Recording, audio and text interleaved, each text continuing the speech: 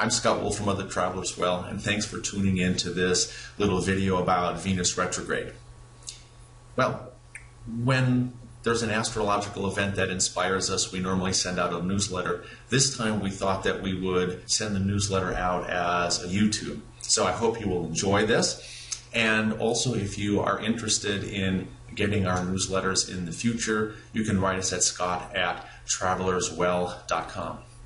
Well, this video is going to be about the Venus retrograde cycle here at the end of 2013. So let's turn our attention and take a first glance. First, the Venus retrograde period begins on the 21st of December 2013. And here's a chart for the event of Venus turning retrograde. And the first piece is that Venus is going to be at 28 degrees in the sign of Capricorn during this time, and Venus will remain retrograde through the 31st of January 2014. So it's just about 40 days that Venus will be moving backwards and tracing herself backwards through the sky.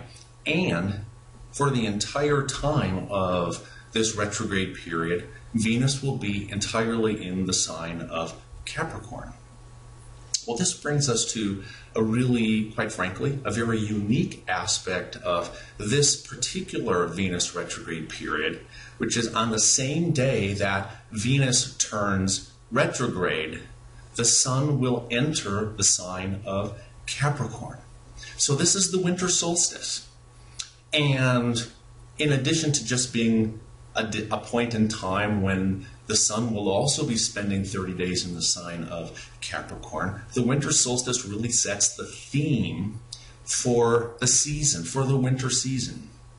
And in this case, what we really have is the winter solstice starting at the same time that Venus is turning retrograde. And what you can say that this winter season is and contains within it, so to speak, an invitation to explore the themes of love.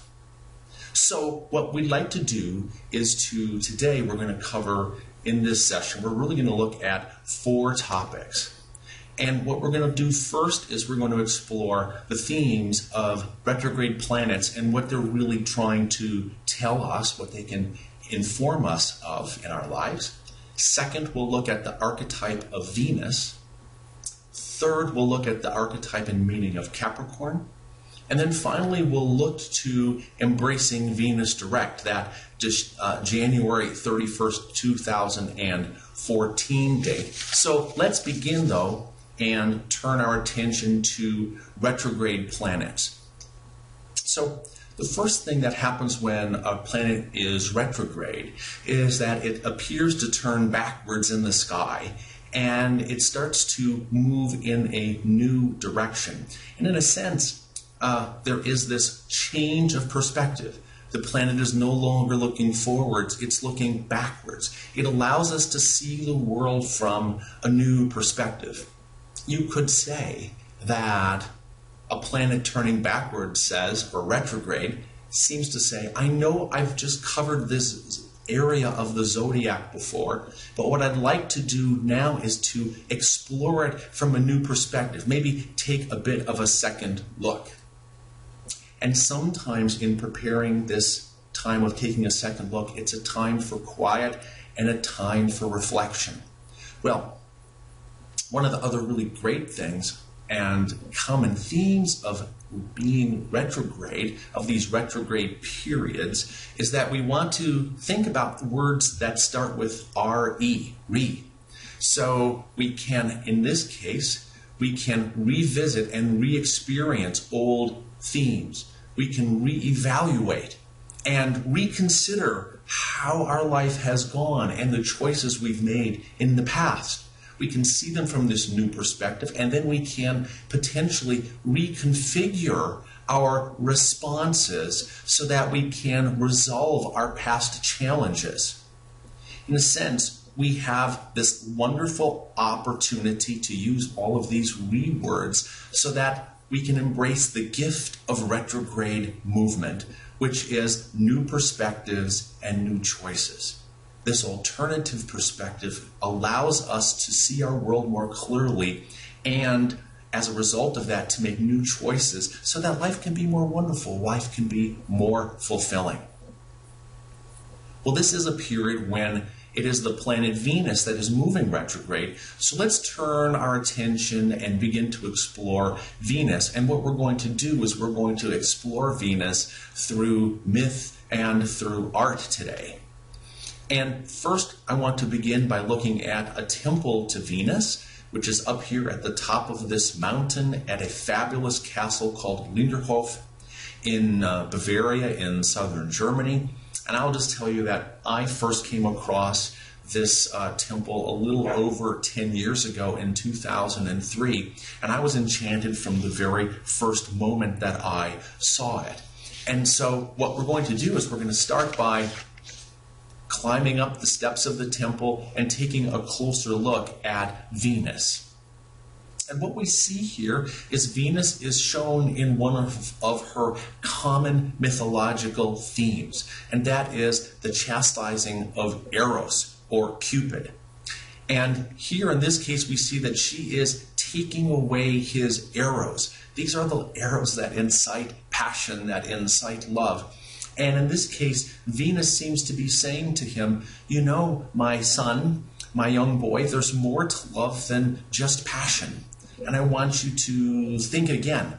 It's interesting that this image is really perfect for Venus being retrograde, because it's looking at love and from a new perspective and trying to find the deeper meaning of love. Well, from an astrological perspective, Venus rules two signs, and these two signs will give us greater insights into what she is looking for. And first, here Venus rules the signs both of Taurus and of Libra. Through Taurus, Venus rules passion. Taurus is an earth sign. It's a physical sign. And so it's connected with our physical passions, but also it's connected to what it is that we value and what are the things that we, in a sense, value in life that allow us to have stability in life, including stability in relationships. Well, Venus also rules the sign of Libra. And here, this is where we're looking to find someone in a relationship that creates harmony and balance for us, someone who can be a life partner. Certainly, they need to be someone that shares our interests. Libra is an air sign. It's a mental sign. It says, what do I think? What do I, in a sense, relate to?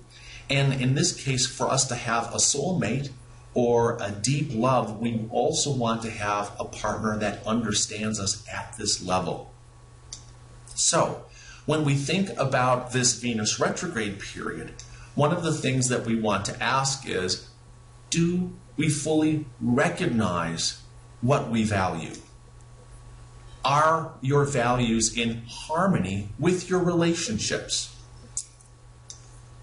Are your relationship expectations in alignment with your values?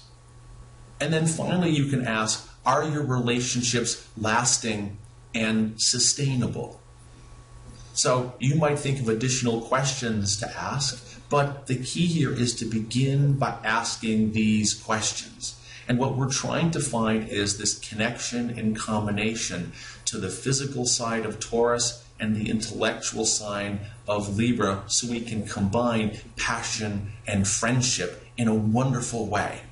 Well, this leads us to another image of Venus and her temple. This is not at the temple of Venus in the castle at Linderhof, but here we see an image of Venus in her temple. And let me begin by saying that at Venus's temple she has two fountains, one that has sweet water and another that has bitter waters. And so what we're going to do is all of the themes are going to revolve around these sweet and bitter waters. Well, first in this regard, we see Hephaestus, or Vulcan. He is the blacksmith of the gods, And here he is forging the arrows that are ultimately going to be given to Eros to shoot and incite love. Venus is shown dipping a sharp-pointed arrow into the pool or the waters that are sweet. And when you have a gold-tipped, sharp arrow dipped into the sweet waters, that attracts and incites love. Now, they don't show it here in this particular image, but Venus also has a fountain with bitter waters and blunt lead arrows, and those waters and those arrows will deny love. So one of the things that we want to be aware of when we think about attracting love and the function of Venus in our lives is that we really want, as best we can, to embrace the sweet waters. So this is our theme. One little fun theme here at the bottom is that we see two doves at the bottom. When we see Venus in images in myth, we have a tendency to see a couple of doves sitting in the corner. That means that love is in the air. So when we look at this retrograde period, you want to ask first, which of the arrows are you actually experiencing? Are you experiencing sweetness in love, or are you experiencing bitterness in love? Second, you can ask if you're comfortable being yourself in the relationship. You know, we need to share our real self. We need to share our sweetness here. And finally, you can ask if your material or your physical expectations for a partner are in harmony with your inner relationship needs, with your real needs, with your deepest needs. And in any case, what we're really asking here is we want to see the truth of where we really stand within our desire for love. And actually, it's this look and this search for the truth, and which is a great energy to be exploring during this retrograde period that will lead us to understand and explore the energy of the sign of Capricorn. Now, here we see Saturn, and we're showing Saturn because he is the ruler of the sign of Capricorn. And what he's doing is he's pulling back a curtain, and when he pulls back the curtain, here we see the light of truth is being revealed. And one of the really great gifts that comes along with the sign of Capricorn is that we get messages about the way things truly are, and we have this gift is that we can recognize and embrace the truth here. So what we want to do with Venus being retrograde in Capricorn is to explore life by pulling back the curtain and seeing our own truth.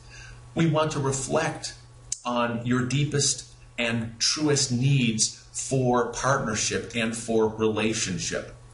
We want to look beneath the external circumstances. You know, it's so easy to say, I'm going to focus on the externals, but Saturn and Capricorn and Venus want us to look at a deeper level. And the other piece here is that we want to allow your own personal truth to shine. You want to let your own truth out. So, during this retrograde period, sit back and reflect on your deepest and truest needs for relationships and try to clarify them and to see them in a deeper and more true light. And then secondarily, think about or consider sharing your own personal truth. In a sense, letting people that might become your partners recognize and experience what is sweet and beautiful and wonderful about you. Well, now we've explored retrograde movements, we've explored Venus, we've explored Capricorn. Now we're going to spend 40 days on these topics, and then we're going to come to Venus turning direct on January 31st, 2014. And in this case, Venus retrograde, this is a period that is very definitely going to end with a bang. It's a big, powerful time. And the reason is that there's going to be a T-square that will be in place on January 31st. And it all involves, in this case, Venus. And so first, we have Venus conjunct Pluto. One of the great gifts of Pluto is that there is the potential for healing, making new choices, and in a sense, rebirth. And so what we have is, because we've been reconsidering love, reconsidering how to embrace Venus's sweet waters, that this is a time in which we have a new opportunity, in a sense, to honor that and to move beyond some of our old experiences from the past. Well, Jupiter is opposed Venus and Pluto during this time. And Jupiter gives us two gifts. Number one, he gives us an opportunity to understand our feelings with greater confidence. And so, because we feel more confident, we will have an ability during this time to make the choices that Pluto and Venus are asking us to make, so that we can heal, so that we can have a rebirth in love. And when we combine this notion of rebirth in love, Jupiter gives us the second gift, which is Jupiter is a very favorable, optimistic, and forward-looking energy. Jupiter says, in the future, I want you to be happy and confident. Finally, Uranus is squaring Venus, Pluto, and Jupiter, in a sense, creating or completing the T-square. And Uranus is going to ask, and in fact demand, really two things. Number one is embracing what is unique and special about you. When we look before at Capricorn, Capricorn was saying, let's pull the curtain back and let's ask what your particular truth is. What is it that's true about you? Uranus wants you to honor your unique needs. And then secondarily, to make any changes that are necessary for you to let that piece out. You know, what we have here is a T-square that brings us both a little bit of tension, but really a tremendous opportunity to break free from the past and to sort of embrace new possibilities in love that can really make our life more vibrant, more wonderful, and more filled with those sweet waters of Venus. So, once again, here we are, and we're saying that we have great opportunities here for new possibilities in love. So let me just sort of say that if you're in a relationship, this period of Venus being retrograde is a great time to deepen that relationship, to have that relationship grow in new and more wonderful ways. If you're seeking a new relationship, this is a real opportunity to unlock the doors to new love and leave, in a sense, elements of the past behind. So I just like to wish you that you can discover and enjoy the sweet waters of Venus during this period. And thank you very, very much for listening in today.